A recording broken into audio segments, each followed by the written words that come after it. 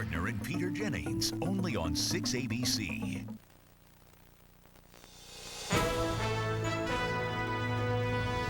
On World News tonight, security breach. How a live grenade came within 60 feet of President Bush. The FBI says the president was in danger. Showdown in the Senate. The fight over President Bush's judicial nominees begins. All over the country, people are talking about what it means for politics, religion, and the law. Our series on cutting-edge medicine, a simple, fast, and painless way to unclog arteries. The drill that works like a miniature roto-rooter. And state-of-the-art. The latest Star Wars opens tonight. The puppets in the first films have evolved to digital wizardry, technology catching up with imagination. From ABC News World Headquarters in New York, this is World News Tonight with Peter Jennings. Reporting tonight, Charles Gibson. Good evening. The FBI says the president was in danger. Last week, when Mr. Bush was in the former Soviet Republic of Georgia, someone managed to get a grenade near the stage where he was speaking. At the time, Georgian authorities said there was no danger to the president. The Secret Service says it didn't even learn about the incident until after the president had left the country. But now it seems there was indeed a very serious breach of security. It turns out the grenade was live and could have done real harm. Here's ABC's Pierre Thomas. Tonight, the FBI and Secret Service have launched an international investigation trying to figure out who may have been trying to harm the president. We consider this act to be a threat against the health and welfare of both the President of the United States and the President of Georgia, as well as the multitude of Georgian people that had turned out at this event. Sources tell ABC News a Soviet-era RGD-5 grenade wrapped in a red handkerchief fell about 60 feet from where the president was speaking. The pin had been pulled, but the grenade malfunctioned and did not go off. Major James Gravilis is an Army Special Forces security expert. This hand grenade has a kill radius of about 15 feet, 15 to 20 feet, and a blast radius of about 45 to 60 feet. And it has a fragmentation hazard zone that can go out to about 800 feet. That means if the grenade had exploded, people in the immediate vicinity would likely have been killed. The president could have felt the blast, and spectators could have been injured hundreds of feet away. Security experts believe Mr. Bush probably would have been protected from flying shrapnel by this bulletproof shield. But they say, make no mistake, this was an extraordinary security breach. Really, the issue is that someone was able to get a grenade that close to someone, a head of state making a speech. And that really is the concern. The Secret Service plans to investigate reports that some people in the crowd were seen getting around metal detectors. What security experts fear most is that the grenade was a diversion for other armed suspects who may have been in the audience. Sources tell ABC News, had Secret Service agents been told about the grenade at the time, they probably would have evacuated the president immediately. The phrase is cover and evacuate. The first decision is to remove the president from the scene and then sort it out afterward. Tonight, the FBI is dissecting the grenade and looking for fingerprints at its national laboratory in Quantico, Virginia. Charlie? Pierre Thomas in Washington. On Capitol Hill today, the long-awaited showdown over President Bush's judicial nominees began. Few Americans have ever heard of Janice Rogers Brown or Priscilla Owen, but their nominations to federal appeals courts have sparked a debate that could affect the way the Senate does its business, the future of all federal courts, and that has implications in the areas of culture, politics, and religion. It is, in short, a major debate. On Capitol Hill, ABC's Linda Douglas. Public servant and Senators called the debate momentous. We are on the precipice of a crisis, a constitutional crisis. I do not rise for party. I rise for principle. The principle, say Republicans, is that the president has the constitutional right to appoint federal judges, and the Senate has a duty to allow a vote on them up or down. Confirm the nominee, reject the nominee, but in the end, vote. No, say the Democrats. The principle is that the minority has the right to block lifetime appointments to the federal bench with a filibuster if they believe the nominees are too extreme. It's a constitutional check that the Senate was intended by the founders to provide, to keep the executive from acting like a king. Democrats are threatening to block 7 of Mr. Bush's judicial nominees who would otherwise be confirmed with a majority vote. They say they will filibuster, tie up the Senate by talking, as the fictional Senator Mr. Smith did in a movie 66 years ago. And I hate to stand here and try your patience like this, but either I'm dead right or I'm crazy. Filibusters against judges have been rare until now. We've never seen the filibuster used for judicial nominations in this targeted fashion in American history. Republicans used other tricks to block some of President Clinton's judges, but they argue Democrats have gone too far. This debate is not about principle. It's all about politics, and it's shameful. Now, the Senate Majority Leader, Bill Frist, is planning to make an extraordinary move on the Senate floor with Vice President Cheney presiding. He would change the Senate rules to ban filibusters against appeals court judges. And, Charlie, the Democrats say if he does that, they're going to slow down all legislative business. Some moderates in both parties are trying desperately to find a compromise to head off the showdown, but so far there's just no deal. A fight that's been coming for weeks, and they've been unable to head it off. Linda Douglas, thanks very much on Capitol Hill. This debate over judges resonates with so many people in the country, especially among those who feel that federal judges are no longer just interpreting the law, but actually making law. ABC's Aaron Hayes reports tonight from the state of Georgia. God bless America. In places where God Bless America is still standard at community meetings, where folks talk unabashedly about faith and values, there's been a lot of talk about the federal judiciary, and it's not good. Judges are too liberal. And they're trying to write laws with their judgments. They think they can put their will on everybody else, and that's wrong. There's a lot of angry people right now, and I think they're just responding to a lot of cases that just sort of gets under their skin. Robert in Tallulah Gorge, what's on your mind today? The judicial tyranny we talk about. Martha Zoller, host of a Gainesville, Georgia radio talk show, says resentment's been building a long time over a range of judicial decisions. And that's what people are so angry about. Taking the 10 Commandments out of courtrooms, prayer out of schools, even back to legalizing abortion, an issue that still rankles. It was a judicial decision, not a societal debate. It was handed down by the courts and forced down the throats of everybody. The last straw for many was the recent decision by a federal judge to overturn Nebraska's ban on gay marriage, infuriating many people in other states who'd voted in similar gay marriage bans, such as here in Georgia. Who is to say that a judge knows more than the will of the people? That is arrogance at its peak. Not all agree. Seems when the judge rules your way, he's following the law. When he doesn't, he's being activist. But many say judges are now on the public's radar because their power has become so apparent. Those issues that they address in the court are going to be issues that we as Americans are going to have to live with, for some time. Whatever happens here, they say, will eventually hit home. Aaron Hayes, ABC News, Gainesville, Georgia. News from Iraq tonight. There was an audio tape that surfaced on the internet today, apparently from the wanted terrorist Abu Musab al-Zarqawi, the man the U.S. blames for so much of the violence in Iraq. In the more than hour-long message, Zarqawi is both defiant and, in a change of tone, defensive. ABC's Nick Watt is in Baghdad. Zarqawi promises suicide attacks will escalate, but suggests they are not his weapon of choice. Having direct field combat with the enemy was difficult, Zarqawi says. Therefore, it was important to intensify the suicide operations. For more than 40 minutes, Zarqawi tries to justify killing Muslims, hundreds of whom have died in his bombing campaign. Shiite Muslims are legitimate targets, he claims, because they are traitors who collaborate with the Americans. The killing of some innocent Muslims is undoubtedly a great evil, he says, but is allowed, even required, to avoid the greater evil of disrupting jihad or holy war. He says that it's okay to kill Muslims and that it's an Islamic duty, and he's incorrect. Throughout the tape, Zarqawi is on the defensive.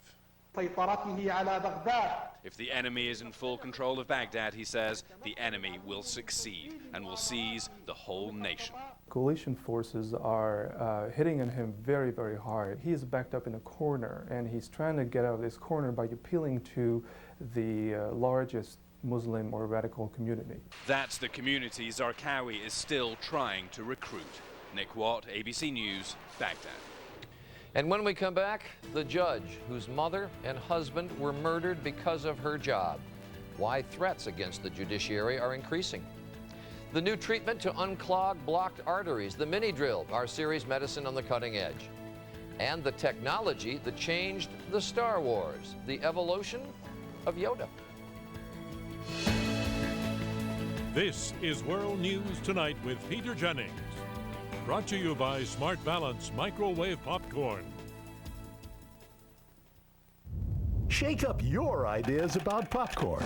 Introducing new Smart Balance Microwave Popcorn, the world's first to help improve cholesterol with no hydrogenated oil and no trans fatty acids. Smart Balance Microwave Popcorn and Smart Balance Buttery Spreads contain a patented balance of vegetable oils to help improve the ratio of good to bad cholesterol. Enjoy delicious Smart Balance Microwave Popcorn, the great tasting popcorn that's actually good for you. Look, Mulch, he's about to choose a seasonal allergy medicine. Pick one of those. You could be suffering in 6 hours. Choose any of those, you could be drowsy. Allegra 180! Lasts all day and non-drowsy. Why did I even pack those others? Not one of these allergy medicines can give you long-lasting seasonal allergy relief without the risk of drowsiness. But Allegra 180 can. Non-drowsy Allegra's worked all day. For people 12 and over, side effects alone may include headache, cold, or backache. Allegra's gonna work all night, too. Long-lasting Allegra. The relief goes on. To help maintain a healthy heart, your body needs potassium, like you find in salmon. Of course, this isn't something you'd want to drink every morning, like Florida orange juice. With lots of potassium that's good for your heart. Florida orange juice.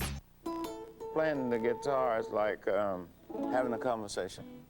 Me and B.B. King have a lot in common. I love to play. He has diabetes, I have diabetes. You got a girlfriend? We both play the blues. He doesn't like to wait for results. I don't like to wait. All done within 5 seconds. You just can't beat that. Results in just 5 seconds. Ask for One Touch Ultra. One touch changes everything. Covering grays has never been easier. Your Excellence Cream has this professional root applicator in every box, so you can easily comb grays away and get beautiful, even color from root to tip. Excellence Cream from L'Oreal. What will they think of next? I'm not a patient man. Waiting, not my thing. 1 hour photo, too slow. Fast food, not fast enough. Heartburn, who has the time? I take new maximum strength Zantac. It's so fast I can take it before a meal to prevent heartburn or after to quickly relieve tough heartburn. And the leading prescription, it can take a day or more to fully work. Me? Wait, that's just crazy talk. For me, maximum strength Zantac. Hey, buddy, move it. I like this guy. New Maximum Strength Zantac, the speed you need against heartburn.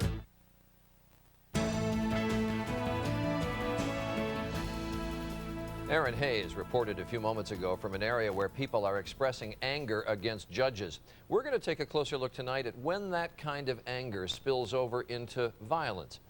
There are approximately 700 threats against federal judges each year, countless more against state and local judges. Today in Washington, there was poignant testimony from a federal judge who experienced violence firsthand and paid a terrible price. Here's ABC's Dean Reynolds. Parkville, Missouri, in March. I know where that judge sits. The voice is that of a suspect sitting in the back of a police cruiser and railing against a local judge. I'm going to take him out. I'm ready to shoot him, judge.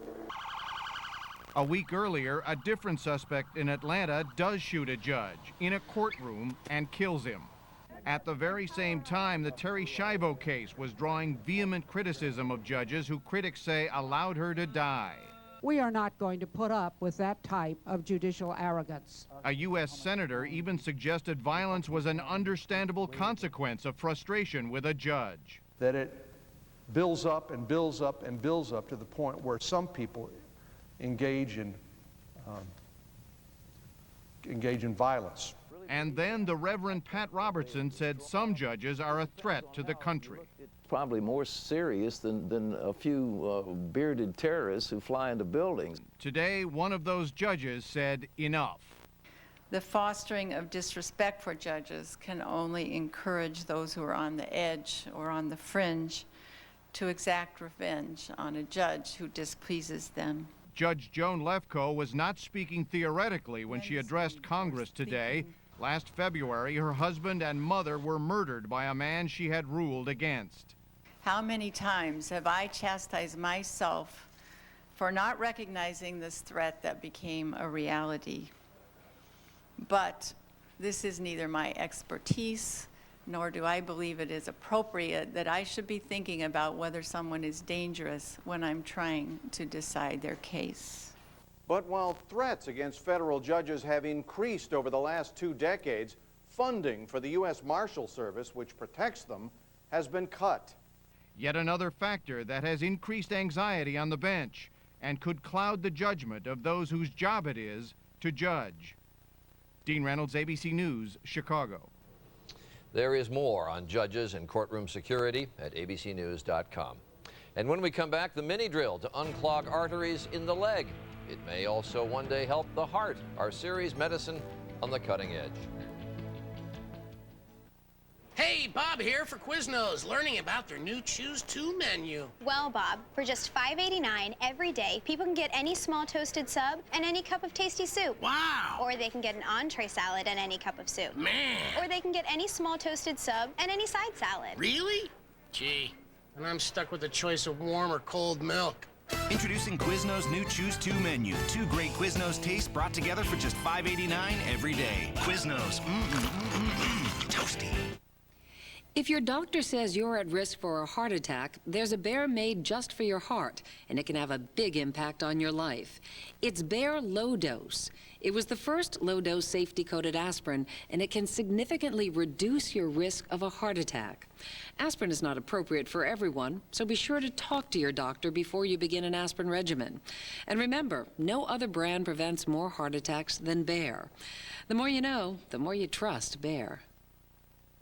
What are everyday gardeners growing with Miracle Grow? I have the tallest rose bush in the world, over 11 feet tall. These are some of my tomatoes. I grow giant pumpkins. The secret is Miracle Grow. They grow and they grow and they grow. Make your own miracles. If you're over 50 and take calcium, you may be cheating your bones if you don't get enough vitamin D. Yet Tums has none. Caltrate Chewables has D to help optimize calcium absorption. Get more with great-tasting, fruit-flavored Caltrate Chewables. Stop treating me like a dead shrub, Nancy. I'm gonna beat this thing. Seriously, all the bushes point at me, they laugh at me. It's embarrassing. Oh yeah, dropping off your laundry, right. Why don't you just put it under the name Shrub Killer? Feed it once a week, no more than a tablespoon per gallon. Should be okay. Thanks, Jen. No problem, Nancy. Oh, hey, look at me. Let me guess, you forgot the grass seed. Ace, the helpful place.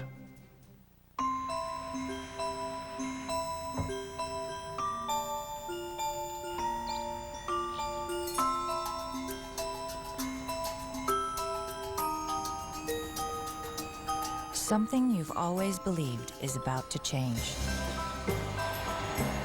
The first light ice cream that's as rich and creamy as regular is here. Edie's slow-churned light ice cream with half the fat. You've been waiting for this.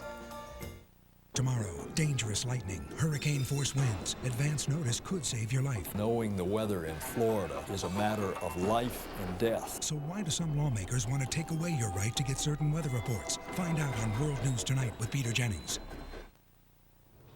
The price of your clothing could be going up. For the second time in a week, the Bush administration has imposed new limits on imports of clothing from China. American manufacturers are complaining that a huge dump of cheap clothing from China is endangering their business. And stocks rallied for the third straight day. The Dow Jones ended the day up more than 130 points after a government report suggested that inflation is in check. The newly elected mayor of Los Angeles is Antonio Villaraigosa, and he thanked voters today after his historic victory overnight. He pledged to unite the city's racial and ethnic factions. Villaraigosa beat Mayor James Hahn 59 to 41%. He will be the city's first Hispanic mayor since 1872. We turn now to our series, Medicine on the Cutting Edge. Tonight, a piece of equipment that takes us back to the future. 15 years ago, before balloons and stents were used to open up clogged arteries, some doctors tried to carve out plaque in the arteries by boring through them. It was crude and risky, but not anymore. Here's ABC's John McKenzie. For most people, walking is such simple, effortless movement, but not for Bill McClanahan. I got to stop again. It's annoying pain I have in my left calf. Sharp pain. Sharp pain. There's a complete blockage right here. This is an image of the arteries in McClanahan's leg.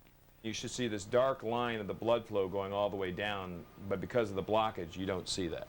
Patients with this problem are often given angioplasty to push aside the clogging plaque. But that stretches and damages the artery wall, and in the leg can trigger another blockage within months. A little contrast? On McClanahan, doctors are using something very different. A new device which can actually remove plaque from the body. It is a vast improvement on 1980s technology. With each pass, a miniature blade cuts the plaque, which is then pushed into the extended nose cone, then pulled out of the body. Even more remarkable, it's done through a tiny puncture in the groin, about the size of a pencil hole. Continuous x-rays guide the doctor as he threads the drill inside McClanahan's leg. Sounds like a razor. The cutter is going through that area now, removing the plaque. McClanahan has been given only a local anesthetic. Are you hurting? No. Good. So you don't feel anything when that device is on? No. And within 15 minutes, there it is. That's the actual plaque that was blocking the blood flow in his leg. Later this year, doctors will try removing plaque this way from arteries around the heart as an alternative to cardiac angioplasty and stents. Stents do a really good job in about 80% of the cases that we're presented with. And this device offers the promise to address the remaining 20%. That could be 250,000 Americans a year, getting plaque pulled out of arteries on the heart, the way it's now being removed from arteries in the leg. John McKenzie, ABC News, New York. The man who played one of television's more memorable villains has died. Frank Gorshin was an accomplished actor and impressionist who won awards for playing George Burns on Broadway. But he achieved lasting fame as the Riddler, Batman's cackling arch-enemy. He appeared in the role 12 times on the campy Batman TV show, played Riddler again in the movies, marveling that it transformed him from a nobody to a headliner. Frank Gorshin was 71. When we come back, the new technology that revolutionized Star Wars, what a difference 28 years can make. Hello, my darling. Your last blossom beckons. I am so congested. If only my medicine could treat and help prevent these seasonal nasal allergy symptoms. Only Nasonex is clinically proven to both treat and help prevent most seasonal nasal allergy symptoms, including congestion. Only Nasonex. Side effects were generally mild and included headache, viral infection, sore throat, nosebleeds, and coughing. I have returned my flower, a changed bee. To treat and help prevent most seasonal nasal allergy symptoms, Nasonex is the one. Talk to your doctor. Here we go.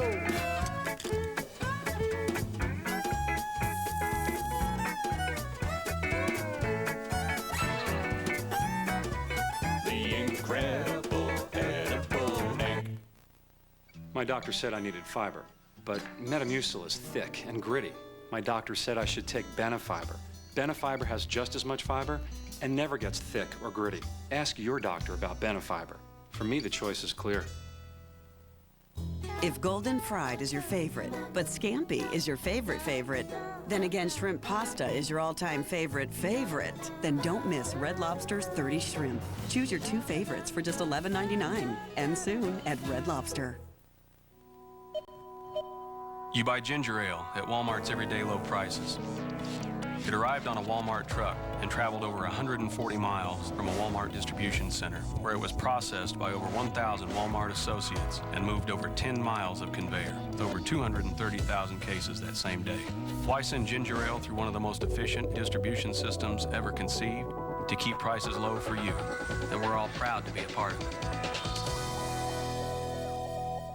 Nature fanatic, health nut. Grape nuts eaters have been called many things. Fortunately, they haven't heard a word of it. The unique nutty crunch and delicious taste of grape nuts. Live life your own way. I was just getting to the good part when Uncle Ernie dropped his tons. I'd seen that look before. It was heartburn. Before you could say duck sauce, I was there with my Pepsid Complete. I told him only Pepsid Complete starts to neutralize acid on contact and keeps heartburn from coming back all day or all night. In no time, Uncle Ernie was in Mushu heaven, and I had my eye on a spicy dumpling. Pepsid Complete, just one and heartburn's done. Tonight, the ultimate betrayal. You lied. The ultimate discovery. Mom. And the ultimate question. I know I want to spend the rest of my life with you. An all-new Alias 2-hour event. Tonight, 9/8 Central, only on ABC. Tomorrow, it could happen to you at any moment. Out of the blue, wham, a deer crash. And now, the danger's greater than ever. Why? Tomorrow, see incredible dash cam pictures and an important warning for every driver. Plus, tips to keep your family safe on Good Morning America.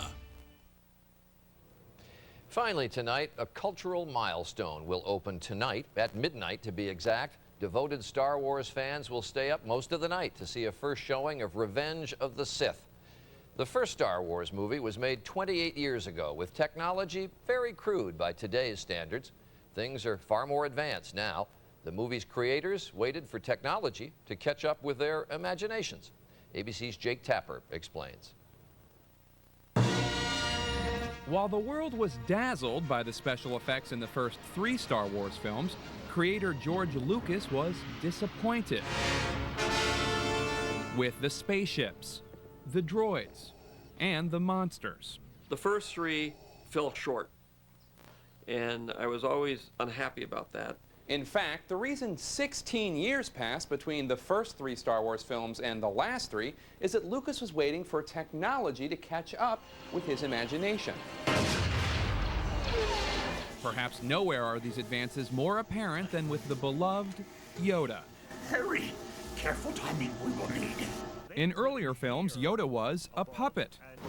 You are reckless. And in one scene, a little person in a Yoda outfit. Then a few years ago, head animator Rob Coleman demonstrated to Lucas what the new technology could do.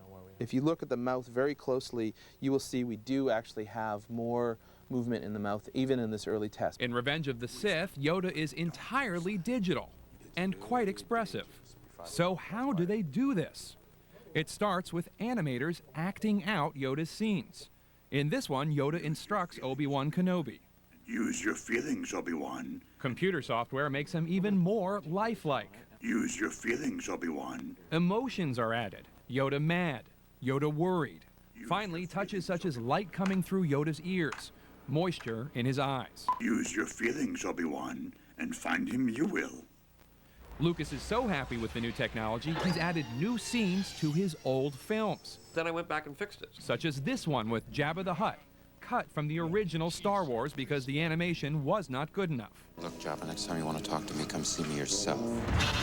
In the future, even these scenes may seem as crude as a latex puppet.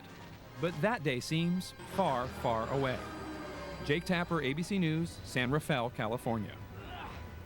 And that is World News Tonight for this Wednesday. I'm Charles Gibson. For Peter Jennings and for all of us at ABC News, good night.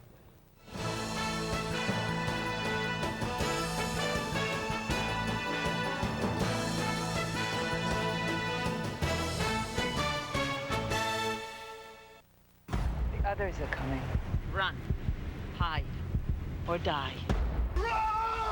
Nothing you've experienced this season can prepare you for the final 2 episodes. An all-new Lost, tonight at 8/7 Central, only on ABC.